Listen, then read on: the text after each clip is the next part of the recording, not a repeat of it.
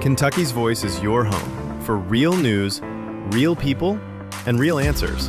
But we can't do it without you. Your financial support helps us bring truth to the forefront, hold leaders accountable, and give a voice to the people of the Commonwealth.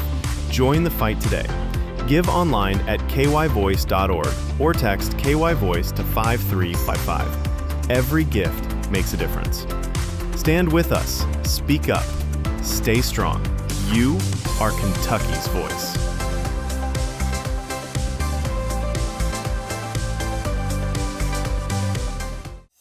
Are you ready to stand for truth?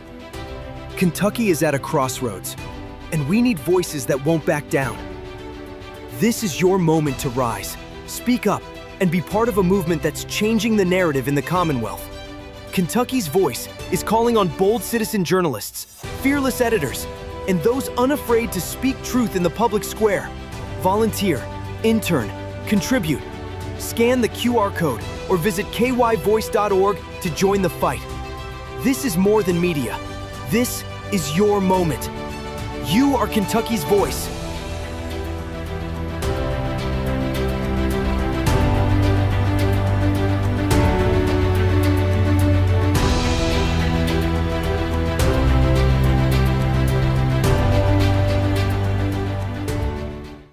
Open borders, shameful abandonment, disregard for human life, the prospect of more mandates and lockdowns, and the list goes on.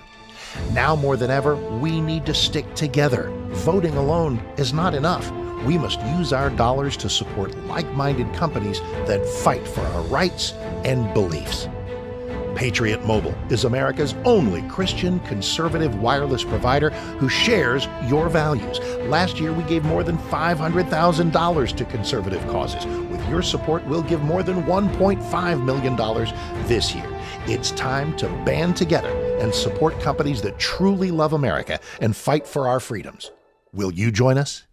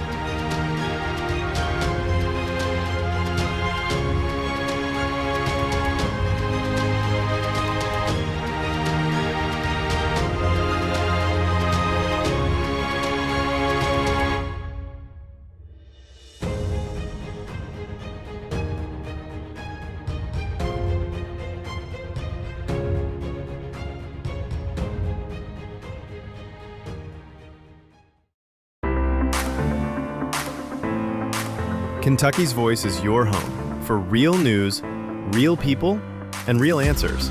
But we can't do it without you. Your financial support helps us bring truth to the forefront, hold leaders accountable, and give a voice to the people of the Commonwealth. Join the fight today. Give online at kyvoice.org or text KYVoice to 53555. Every gift makes a difference.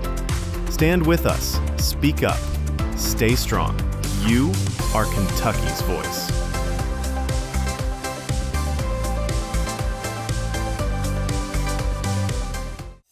Are you ready to stand for truth? Kentucky is at a crossroads, and we need voices that won't back down.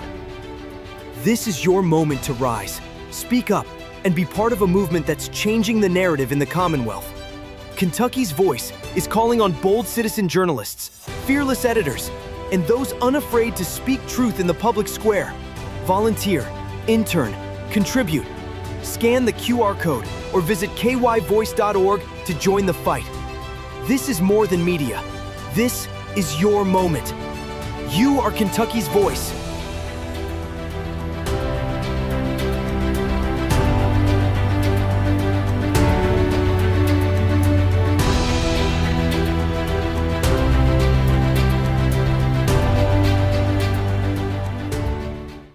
Open borders, shameful abandonment, disregard for human life, the prospect of more mandates and lockdowns, and the list goes on. Now more than ever, we need to stick together. Voting alone is not enough. We must use our dollars to support like-minded companies that fight for our rights and beliefs. Patriot Mobile is America's only Christian conservative wireless provider who shares your values. Last year, we gave more than $500,000 to conservative causes. With your support, we'll give more than $1.5 million this year. It's time to band together and support companies that truly love America and fight for our freedoms. Will you join us?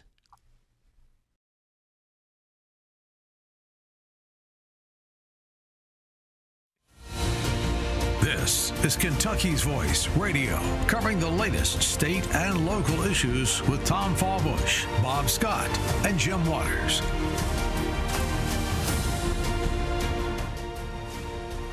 All right, very good. Welcome to Kentucky's Voice, Kentucky's and Louisville's only program that deals with news and politics from a conservative perspective. And so we appreciate you joining us today. I'm your host, Tom Fallbush. Today I do Thursdays. I'm the Thursday guy.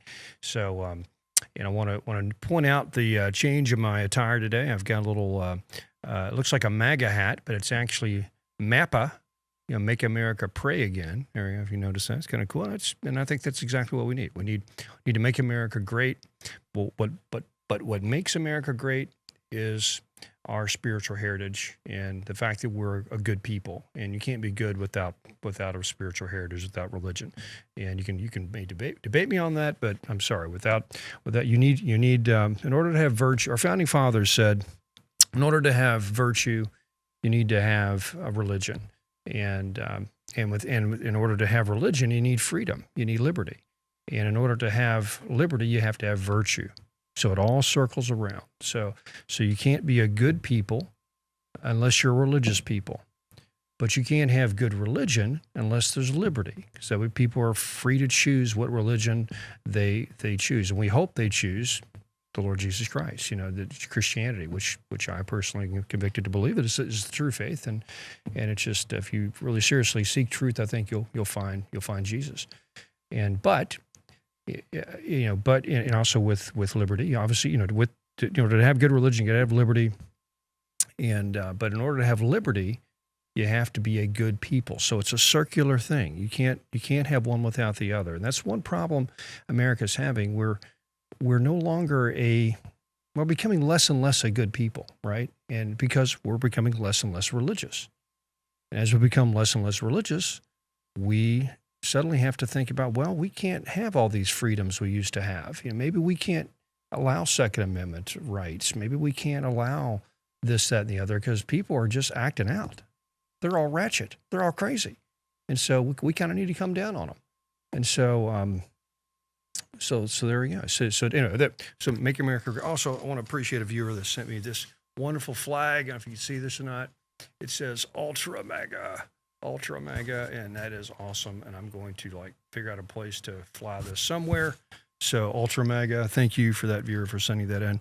And but I tell you what, we're going to talk about some cool stuff today. We're going to talk about Kentucky politics from a very micro local level in Letcher County. You may have heard of this story. There was a sheriff who shot a judge. This happened several months ago, right?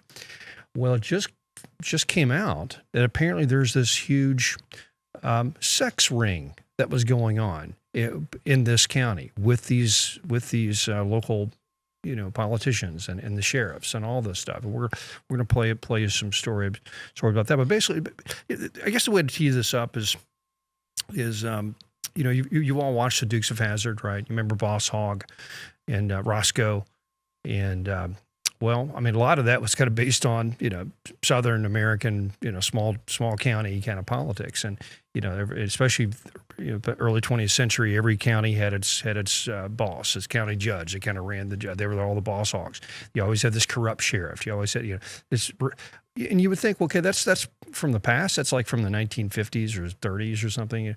No, it's still going on in Eastern Kentucky. You still have the boss hog, and you have Roscoe, and in this case, Roscoe shoots Boss Hogg, okay?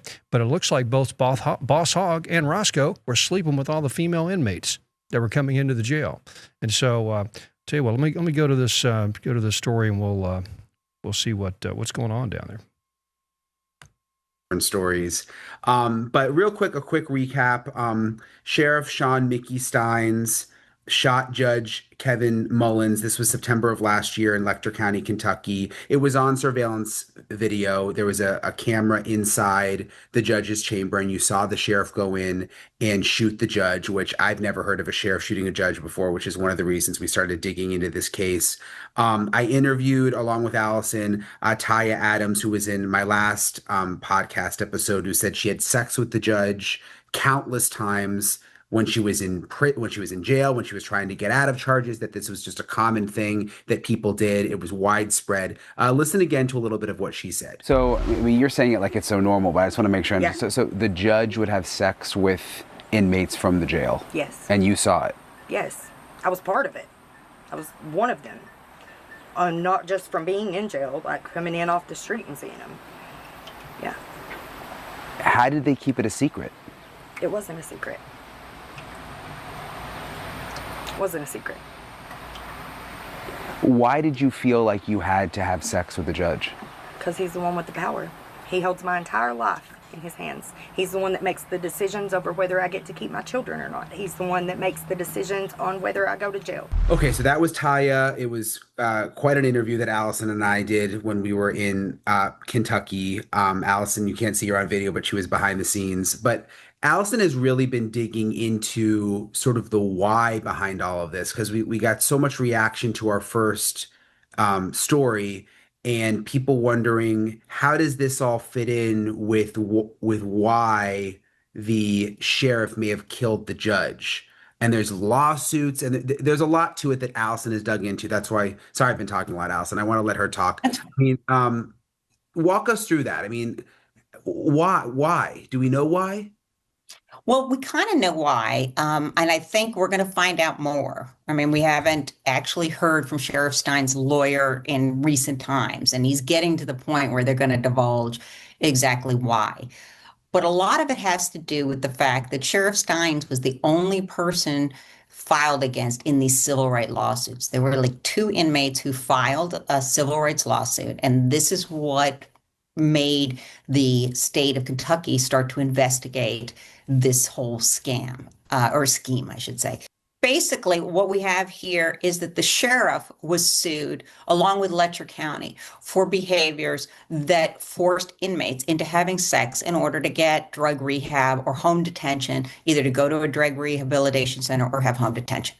So in the process, after this lawsuit, and in the lawsuit, they alleged that Deputy Ben Fields had been forcing these 2 particular victims, allegedly had forced them into having to have sex. He ended up getting convicted, but the lawsuit continued. It was a civil rights lawsuit in federal court, and Sheriff Stein had to be deposed. And a lot of the questions that were going to be asked of Sheriff Stein was, who else was involved in this? Was it just Deputy Ben Fields? And there were a place in the lawsuit like where you could add new people. So what ended up happening is that the sheriff was deposed, and then just a couple days later, he shot the judge. And the nexus there is the sheriff was told not to talk. The sheriff was not to divulge that there were other people involved in this scheme. We don't know how he was told not to talk. We don't know exactly what kind of threats were levied at him.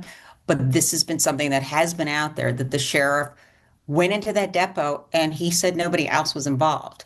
And we even know from the investigation by the state of Kentucky into Deputy Ben Fields that one of the alleged victims said that Judge Mullins was having sex with inmates as well. Other people were involved, according to the victims, and that's how there's a connection. There we go. Well, we'll stop it there. So it is a pretty interesting story. Like sands in the hourglass, so are the days of Hazard County, Kentucky. Well, it's actually Letcher County, Kentucky. But what's interesting, though, that I'm going to show you on the map where this is. Just kind of fun. I was trying to figure, where's Letcher County? And it's Whitesburg, right? So it's Whitesburg right there. If you notice, just northeast of Whitesburg, there is Hazard, Kentucky. So not to make light of this whole story because it's really tragic. Someone has been murdered, and whether he's guilty or not, we don't know yet. But of course, a lot of women are being been sexually assaulted here by these officials, and so I don't mean to make light of this, but at the same time, this is embarrassing for Kentucky. This is, obviously, Eastern Kentucky's always had kind of a impression of being backward, and so and you can see how these small towns, small counties that are kind of ignored by the world can kind of go off the rails, especially with a lot of people that, gain power and want to manipulate power. And this is a story that goes way back in American history. And you want to see something really funny that's kind of similar to this story. There's right after World War II, there was a similar case where you had a real corrupt judge, real corrupt sheriff, and they were shaking down World War II veterans. And this has happened in Eastern Tennessee. And the veterans just came back from World War II. These are bad hombres. And they said, you know what, we just shot up a bunch of Nazis and Japs. We're not going to deal with corrupt judges and sheriffs here. So they basically had a war. They shot it out in Eastern Tennessee. So we've had in there, like I said, the whole Dukes of Hazzard. The whole concept of that show is based on Southern politics, and so having these corrupt local officials that would abuse their power and who kind of ran the town. Boss Hogg ran that county, Hazzard County. Well, this judge ran Letcher County, and if you ended up in his jail, it looks like he and all his sheriffs and deputies got to have their way with you, and it was pretty sick. And I'm glad this has come out, and let's let there be a lesson to any other officials in the state that are doing this kind of crap. Fellow Kentuckians are sick of it. Stop it. Stop it. Step down, and let's get this corrected. So we'll be right back. We're going to talk about Are you ready to stand for truth? Kentucky is at a crossroads, and we need voices that won't back down. This is your moment to rise. Speak up and be part of a movement that's changing the narrative in the Commonwealth. Kentucky's Voice is calling on bold citizen journalists, fearless editors, and those unafraid to speak truth in the public square. Volunteer, intern, contribute. Scan the QR code or visit kyvoice.org to join the fight. This is more than media. This is your moment. You are Kentucky's voice.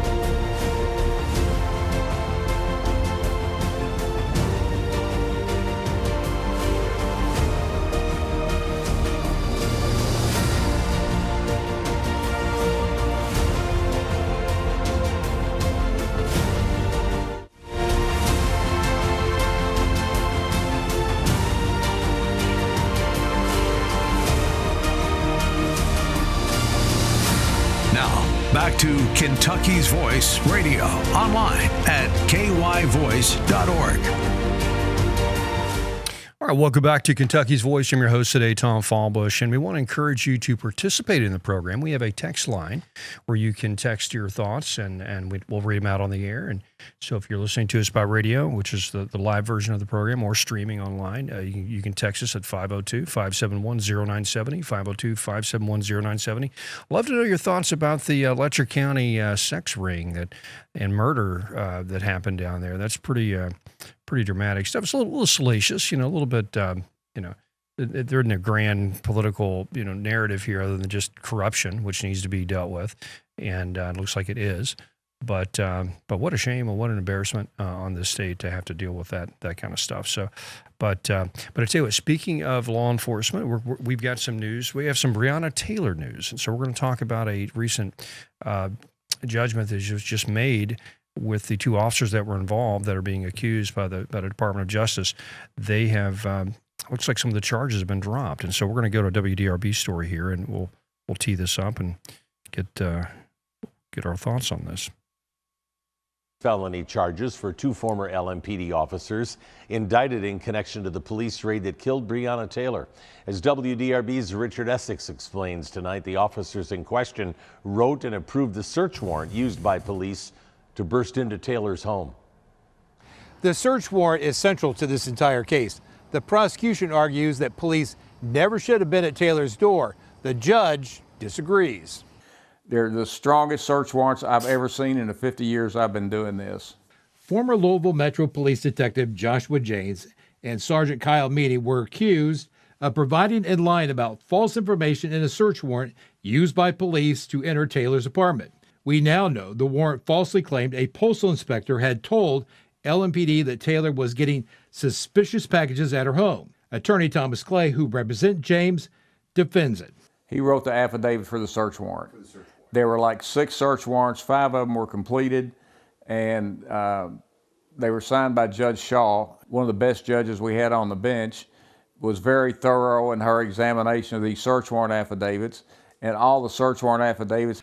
Judge Charles Simpson says searching someone's home without probable cause would result in an illegal invasion of privacy, but not in someone's death.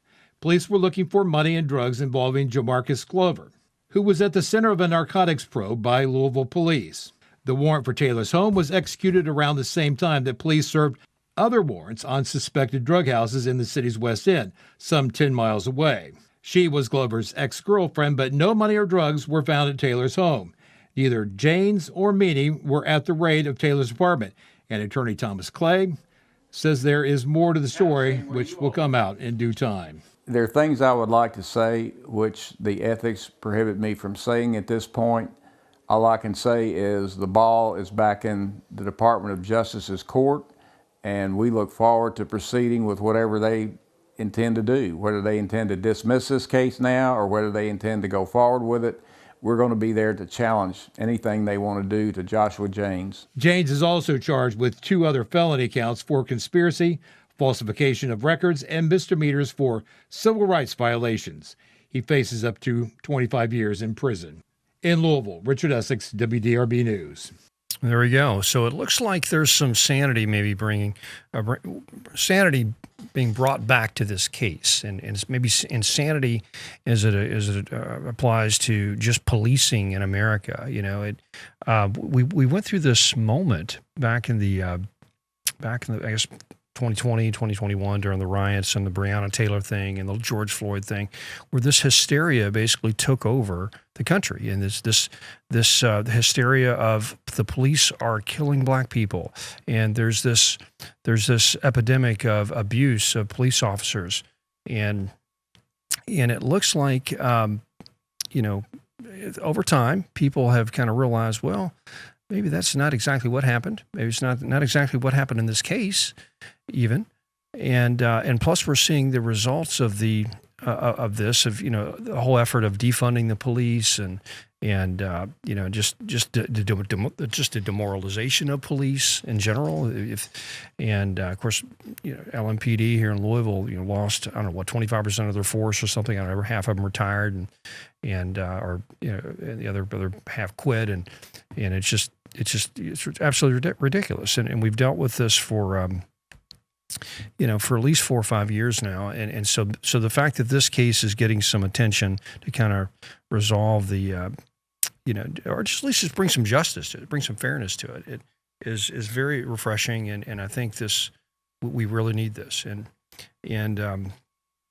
it's unfortunate, I think here's what's going on in culture right now too. You went through this moment in the past decade where you had the left dominate the narrative, and bring all this social justice messaging into pop culture and into social media and into the minds of young people, and basically created this dynamic where there's an oppressor and oppressed. The oppressors are the system, as the man, is the police, and the oppressed are these minority groups, specifically Black Americans and other minorities in cities, and there's just and so people believe that they kind of bought into this because it's a victim narrative, and people are generally want to line up with the underdog and the victim, and it's like yeah, look at these poor people, look at George Floyd getting and look at Breonna Taylor, she was missed.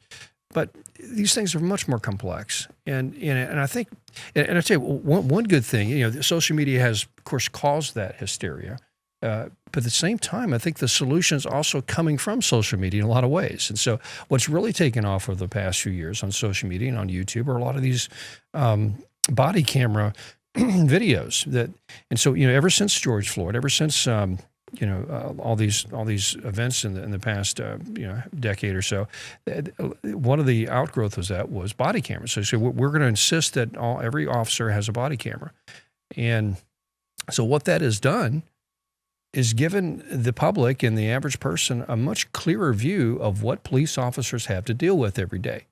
And if you sit there and watch hours and hours of this stuff, you're like, first of all, I don't want to be a cop. That is crazy. The stuff they have to deal with, and the drama that they got to deal with, and just the nuts out there, and the fact that you can get cynical very quickly, about policing and about the public and about maybe specific groups even. There's a wonderful lady who wrote a book. I forgot her name. She's a professor and wrote a book on crime and was doing an interview. And she said, she made this great point. She was with Dr. Larry Arnn doing an interview, and she said, unfortunately, what happens with just normal policing, if you just police fairly, since there are just higher levels of criminality and crime that occur in certain communities, and she was talking specifically about African-American communities, since there are higher levels of crime in African-American communities, just normal policing will look like that you're over-policing a certain demographic. If you take out the fact that there are just higher crime rates in a specific demographic, and you just look at the number of arrests and number of, you would think, well, look, this poor group's getting put upon. They're just really being over-policed. But you have to factor in, there's just higher level of criminality in those groups. For whatever reason, I'm not casting aspersion. There just is, as facts are. I think how many murders committed in the United States. I think half are committed by minorities and specifically African Americans, and it's tragic. I don't celebrate saying that. A lot of people want to dish on African Americans and say, "Yeah, look at them; they're all just terrible." I think that's terrible. That's just these are our fellow citizens, and the fact that there are some dysfunctional family cycles and dynamics that are going on in those communities should break everybody's heart, and because that's where it all starts. It all starts with these family breakdown, and everybody honestly knows that. But the problem is, it's not an easy solution. It's not like an easy. It's easy to just say racism. It's easy just to get the police ginned up and lock everybody up. But it's not going to be a fix to the problem. The fix is generational, and it needs to come from, see my hat here, Make America Pray Again. It needs to come from a real spiritual renewal in America and in the Black community and every community. And that's.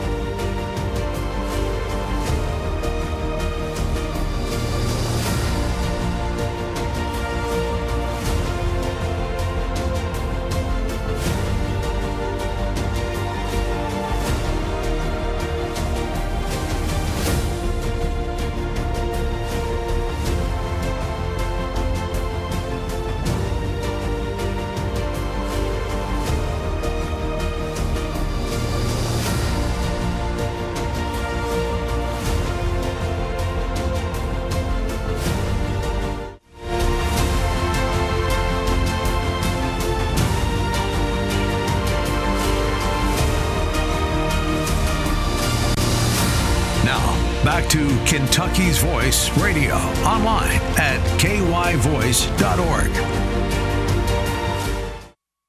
All right, welcome back to Kentucky's Voice. We were just talking about the Breonna Taylor case, and there's still ongoing. There's still, charges being that are filed against the, the two officers involved, and really that came from the Biden administration, the Biden DOJ. They really came after these officers, and now with the Trump DOJ, there seems to be some resolution to this. It seems to be more of a balanced approach to this, and some of these charges are being dropped, and people are looking at this case a little differently. And so, like I said, we went through a hysteria, kind of a nationwide hysteria over this thought of over policing and persecution of blacks by police officers, and I think we've kind of come to our senses on some level. But I actually got a text come in about this topic. Local media painted a false picture of Breonna Taylor. They never mentioned her drug theft, her bogus EMT status, and most importantly, sadly, her poor choice in boyfriends that ultimately led to her death. Was it her mother while Breonna was running? Where was her mother while Breonna was running with drug dealers? So, yeah, it's a lot of people have those thoughts. It's like but it's tragic. She died, and no one wishes that. And I'm sure the police officers that they surely didn't want to kill her. That's just, but you got to return fire when people are firing at you. It's just a very complicated case. Police work is very complicated, and I wouldn't want to do it. And hats off to anybody who really wants to do it. And we should celebrate these people. And like I said, body cameras, the best thing to happen in policing. Best thing to happen in policing. I mean, it's just, if you want to go on, and like I said, I warn you, if you get on, watch a lot of these body camera, things, you can get real cynical real quickly. Because it's like, my goodness, it just, well, you get what I'm saying. It just, eventually you get kind of jaded, like, well, okay, I guess everybody's a bunch of criminals here. But anyway, so thankfully there's some sanity coming to this case. So Texas 571-0970, 571. Love to hear your thoughts on this case and anything else. I want to switch to the illegal immigration issue. And of course, we have a story that just broke here recently. I'm sure you've heard about it, about the driver's license scandals. But I'm going to show you what the result of that is. But let me play the story of where we're at right now with the driver's license scandal. And we'll play this from Lexington 18. Let me just say, the Lexington 18 has some very pretty anchors. Let me just say that. So here we go.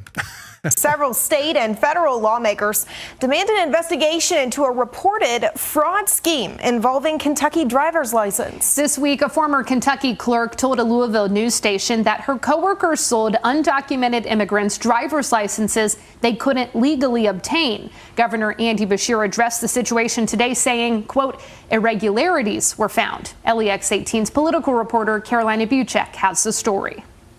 Governor Andy Beshear confirmed that employees have been fired and almost 2,000 driver's licenses or credentials have been revoked. The revoked credentials, if used, would not work at an airport, would be flagged if pulled over at a traffic stop. Beshear said the 1,985 driver's licenses were discovered during a routine review of credential applications. A former clerk spoke to WDRB News this week, saying her coworkers were selling those driver's licenses to undocumented immigrants for $200. She told the news station that this happened 4 to 5 times per day for at least 2 years at multiple branches across Kentucky. We asked Beshear today if those revoked driver's licenses were in fact issued to undocumented immigrants, but he said he couldn't fully discuss an ongoing criminal investigation. But that's part of the investigation, and it's part of a criminal investigation. There are a number of different reasons people might try to get fake identification, and I want to make sure I don't get in front of the Kentucky State Police in their current investigation. One thing Beshear did confirm is that the employees allegedly involved in the scheme were not state workers.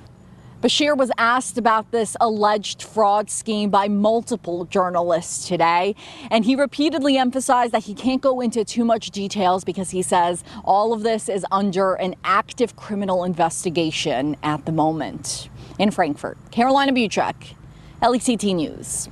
There we go. So there we go. So Kentucky, more corruption in Kentucky, more corruption in Kentucky's political system. And this time as it relates to illegal immigration and giving out driver's license, paid, $200, you get a driver's license for your illegal, And thankfully, we've caught that issue. It's being dealt with. But you know what? Even if Kentucky tightens this up, even if Kentucky stops this practice, and we other states are still doing this, right? And other states are they're okay with just giving licenses to illegals. They have a whole system for it.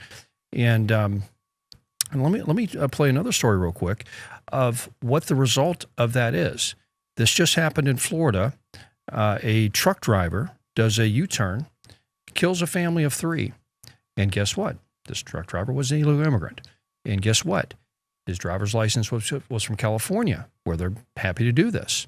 So guess what? Truck drivers drive across the whole country. They drive in Kentucky, And so if they're from California, I'm sure they're driving through Kentucky. So this affects all of us. Every state, has this issue. And let me just play the story, and we'll get a sense of what just happened.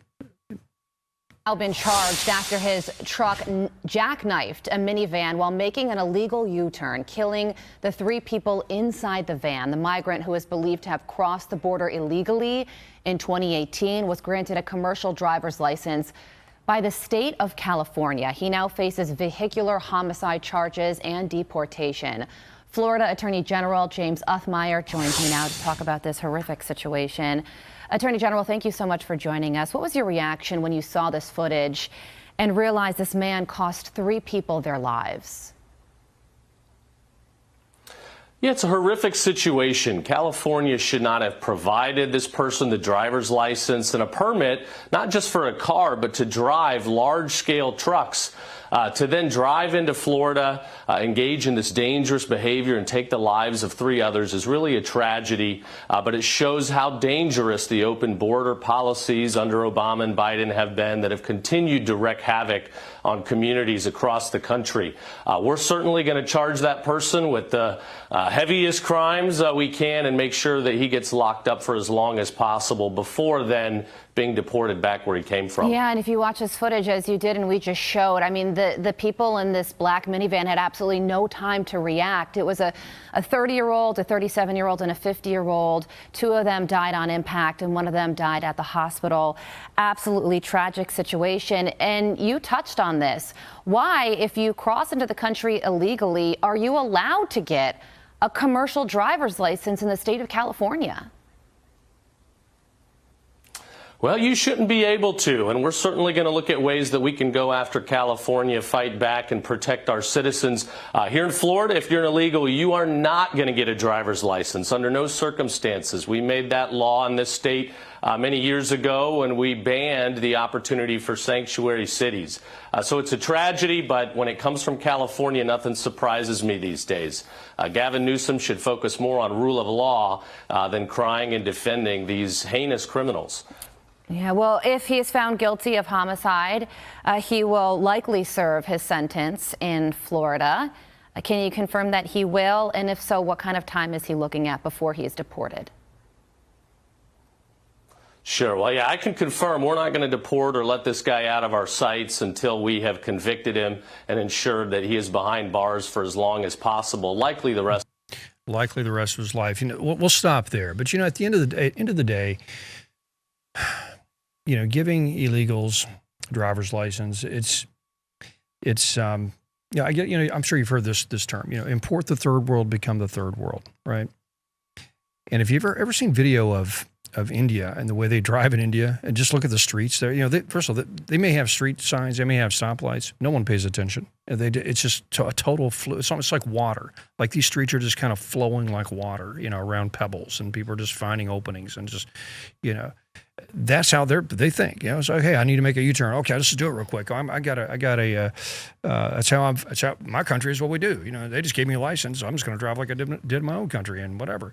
And make a U-turn in the middle of the highway, boom, kills 3 people. Because just tragic, and it's sickening. And in our state, here we are doing, having this illegal driver's license issue, where we're letting people pay to buy a license. It's just sickening. It's like I said, import the third world, become the third world. Not only in driving, just look at our area, our city. If you go to certain parts of our city, it's just the aesthetics of it. I mean, go to Preston Highway. I mean, it just looks like Tijuana. I mean, it's just all the signs are spray painted. It used to be nice, well printed business signs, and now it's like Pedro's Tire Shop, spray painted. And it's just it looks like you're in the middle of Tijuana or something, and it's just. I mean, that's just okay. Oh, you racist. You're just uncomfortable with different cultures. I'm sorry. America built a culture. We built a society that runs well. Where we trust one another. Where we everybody has a certain understanding that we all abide by the same rules, and we sort of aspire to take care of one another on some basic level. And when you have too much immigration. Where assimilation cannot occur, there's no buy-in from these immigrants into our culture, into our way of life. And as a matter of fact, they see themselves as the other, and they start developing little enclaves where they sort of see themselves as the counter to the culture. We're anti the mainstream culture. We're this little counter, enclave, a colony in a sense. And so what happens? People become less trusting of the people around them. And so that's why you see suddenly a neighborhood in South Louisville that used to be a working class American white community. You get a whole lot of immigration from the third world. People feel real uneasy, and they end up trying to leave, because it's just they want to feel like they can trust their neighbors. They can relate to their neighbors. They see the world the same way. And we can go into story after story of this kind of these sort of issues. I want to send my kid to a school where they all speak English. Suddenly everybody in my kid's school speaks Spanish. I don't know what's going on. So this illegal problem. Like I said, the end result is things like this, death. So anyway, So that's our update on illegal immigration today. We'll be right back. We're going to talk a little bit about the Ukraine war and how warfare is changing. Just want to give you a little thought on that and show you a really interesting video. We'll be right back on Kentucky's Voice. Kentucky's Voice is your home for real news, real people, and real answers. But we can't do it without you. Your financial support helps us bring truth to the forefront, hold leaders accountable, and give a voice to the people of the Commonwealth. Join the fight today. Give online at kyvoice.org or text KYVoice to 53555. Every gift makes a difference. Stand with us. Speak up.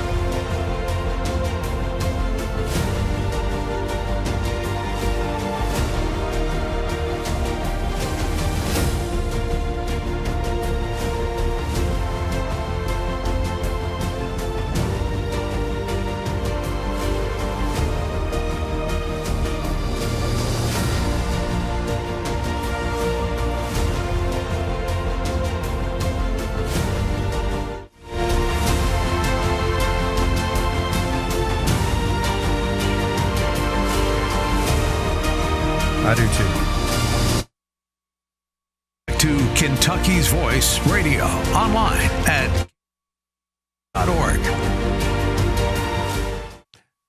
That's right. I love this place. That's what my producer said in my ear. And I said, I do too. I do too. I love Kentucky's Voice. I hope you're enjoying this program. I hope you enjoy what we do here. And let me tell you this. We actually have a opportunity for you to get involved. And obviously, we're listener supported. We're viewer supported. We always ask for your financial support. This is a nonprofit. We can't do this just with advertising alone. This is this isn't a huge state, so we don't have a huge audience, but we have an important audience. And so, but we also have an important duty to let people know what's happening in this state from a conservative perspective, from a Christian perspective, and help change the narrative on issues and stories in the state. And we need your help to do that. And so, not only do we need your help financially, which you can support us by going to KY Voice. Or actually, go get you can text us at 53555, 53555, and type in KY Voice, and you can give. And but we're also looking for citizen journalists or people that may want to help participate in the project. There are several, like this whole illegal immigration story.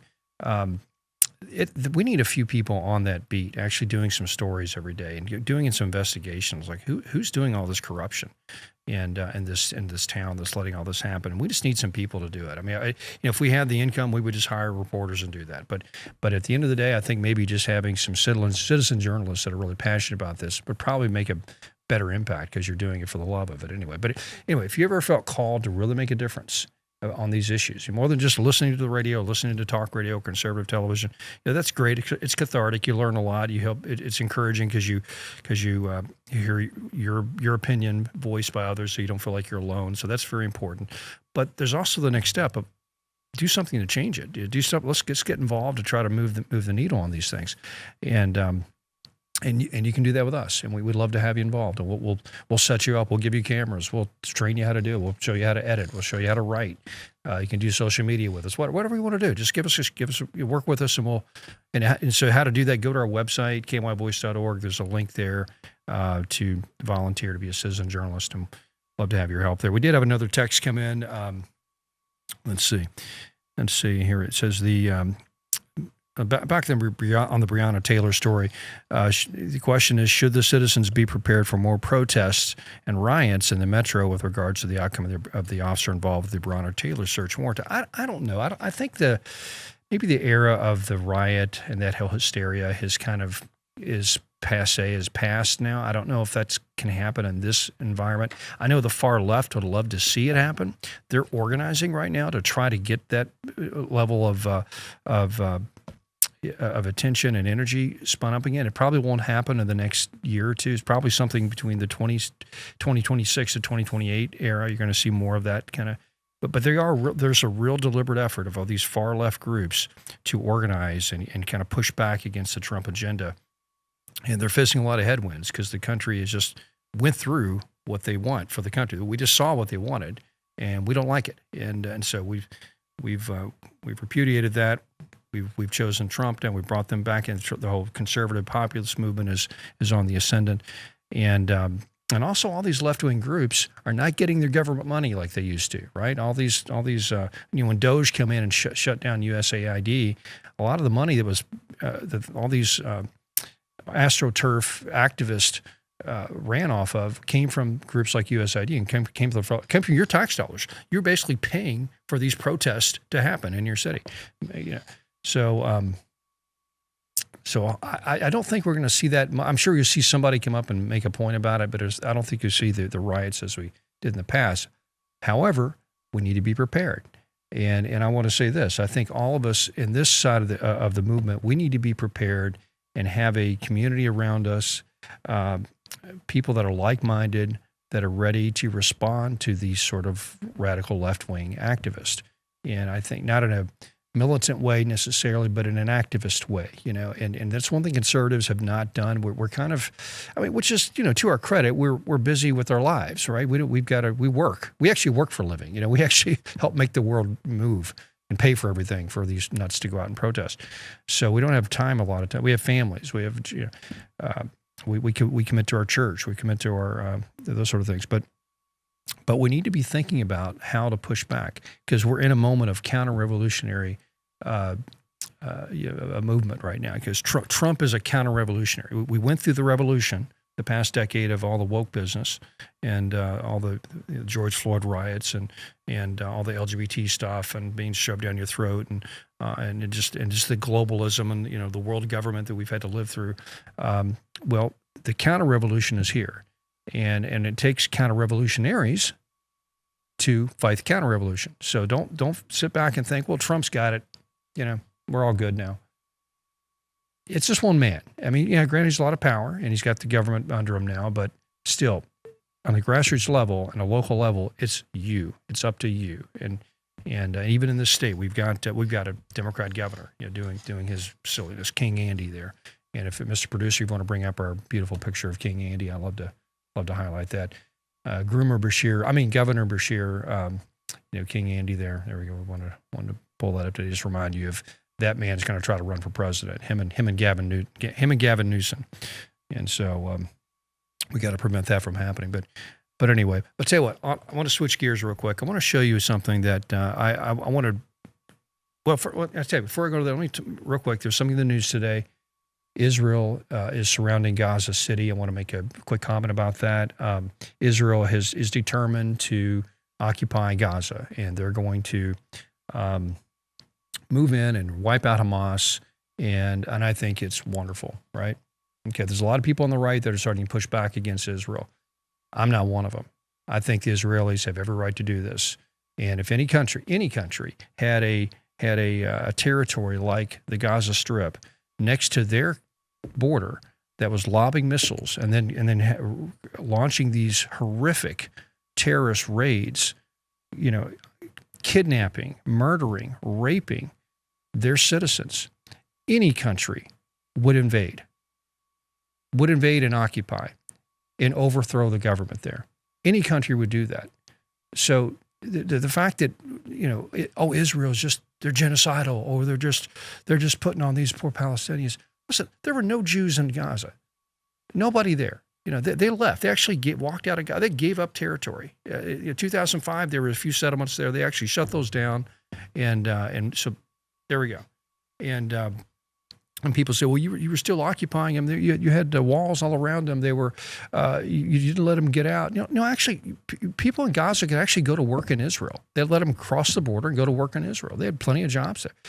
And you know who was actually harder on the Palestinians in Gaza than Israel? Egypt.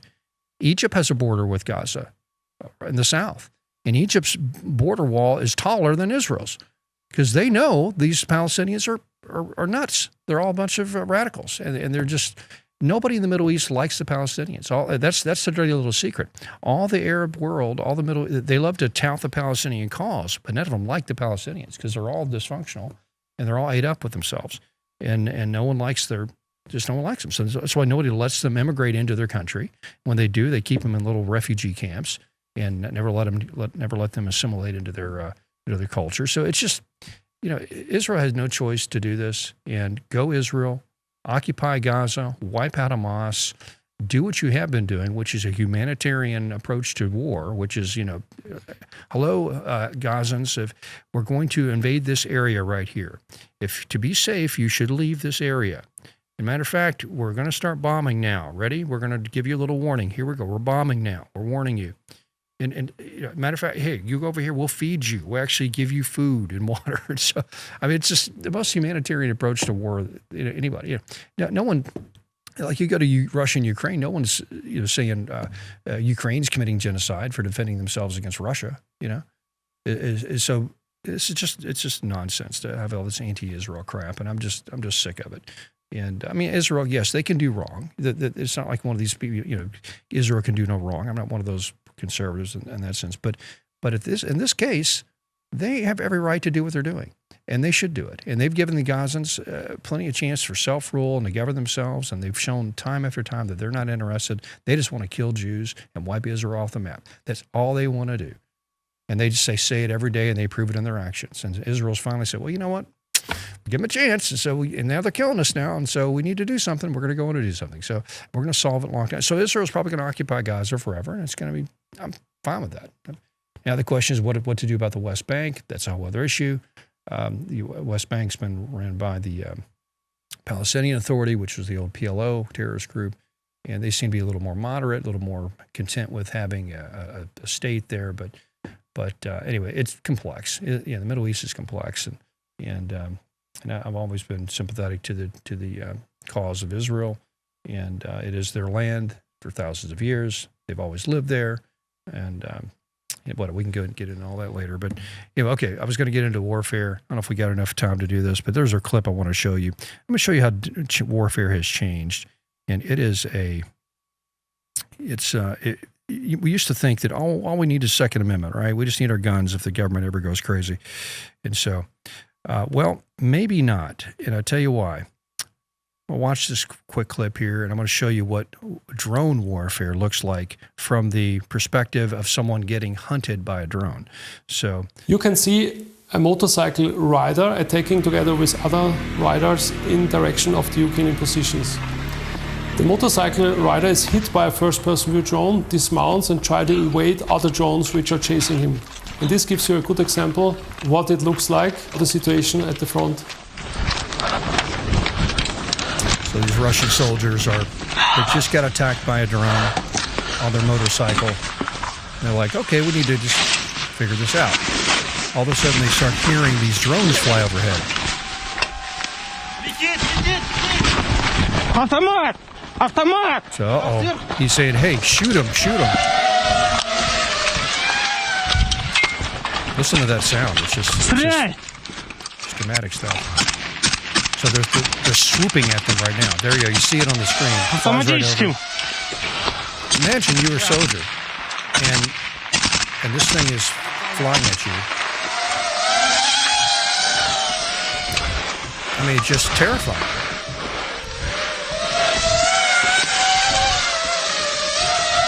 Here we go. Автоматически One more shot here. I think they're coming in and try to. Oh, goodness gracious. There we go. That is modern war.